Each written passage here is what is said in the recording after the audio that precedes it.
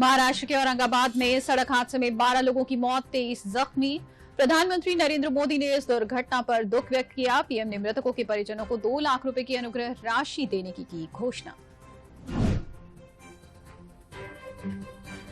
गोरखपुर में शारदीय नवरात्र के पहले दिन मुख्यमंत्री योगी आदित्यनाथ ने 234 करोड़ रुपए की 303 विकास परियोजनाओं का किया लोकार्पण और शिलान्यास। कहा, हमें विकास की सोच के साथ आगे बढ़ना होगा।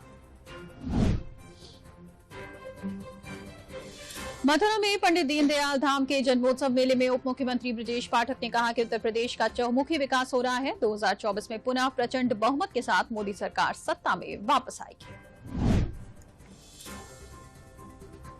ऑपरेशन अजय के तहत इजरायल से 274 भारतीय नागरिकों को लेकर चौथी उड़ान दिल्ली हवाई अड्डे पहुंची। केंद्रीय मंत्री वीके सिंह ने किया स्वागत।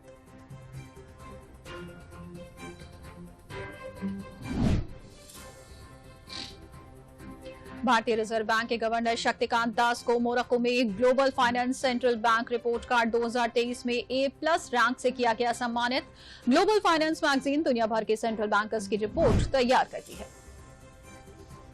इंडियन रिसर्च स्पेस ऑर्गेनाइजेशन ने 21 अक्टूबर को गगनयान मिशन की पहली टेस्ट फ्लाइट भेजने के बाद 3 और टेस्ट फ्लाइट भेजेगा। तीनों एस्ट्रोनॉट को 400 किलोमीटर ऊपर भेजने वापस लाने का है लक्ष्य।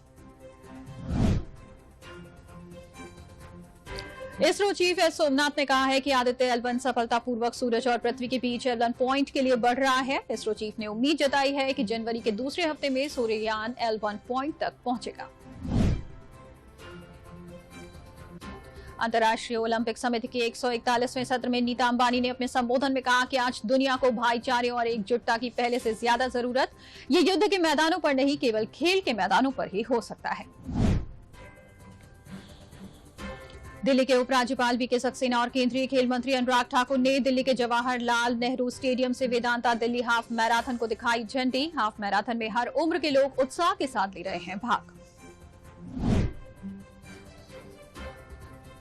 मेरठ में नगर निगम द्वारा 1857 क्रांति संग्रहालय शहीद स्मारक में मेरी माटी मेरा देश कार्यक्रम किया गया आयोजित, जिसमें मेरठ के विभिन्न स्थानों से कलश में मिट्टी और चावल एकत्रित करके लाए गए। गोरखपुर में मुख्यमंत्री योगी आदित्यनाथ ने भारतीय स्टेट बैंक के मुख्य शाखा के 100 साल पूरे होने के उपलक्ष्य में आयोजित शताब्दी वर्ष समारोह में लिया हिस्सा। उन्होंने उत्कृष्ट कार्य करने वाले 2 बैंक कर्मियों को किया सम्मानित। राज्यपाल आनंदीबेन पटेल ने प्रदेशवासियों को शारदीय नवरात्र की बधाई देते हुए कहा कि नारी की गरिमा, सुरक्षा, सम्मान एवं स्वावलंबन के चतुर्थ संस्करण को प्रदेशवासी बनाएं सफल।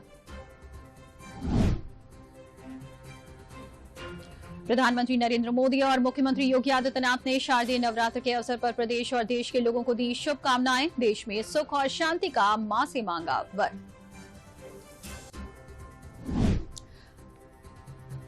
आज से शारदीय नवरात्र की हुई शुरुआत। सुबह से ही मंदिरों में भक्तजनों का लगा हुआ है तांता। नवरात्र के पहले दिन कलश स्थापना की जाती है और मां दुर्गा के प्रथम स्वरूप मां शैलपुत्री की होती है पूजा।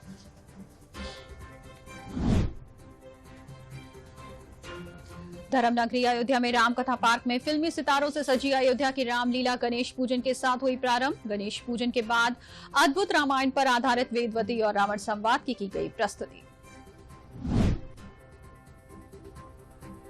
श्री रामलला की प्रतिमा को विधि विधान से किया जाएगा प्राण प्रतिष्ठित। वैदिक संस्कृति संस्कारों से संपन्न अर्चकों का दल ब्रह्म मुहूर्त में प्रार्थना के साथ पहुंचेगा रामलला के दरबार। विधि विधान से होगी पूजा अर्चना।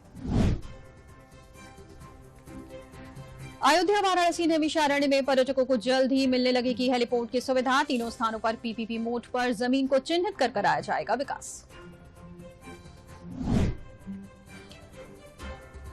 प्रवर्तन निदेशालय ने धन शोधन के मामले में उत्तर प्रदेश के गैंगस्टर मुख्तार अंसारी की जमीन, एक इमारत और बैंक खाता किया कुर्क। इसकी कीमत 73.43 लाख रुपए आंकी गई।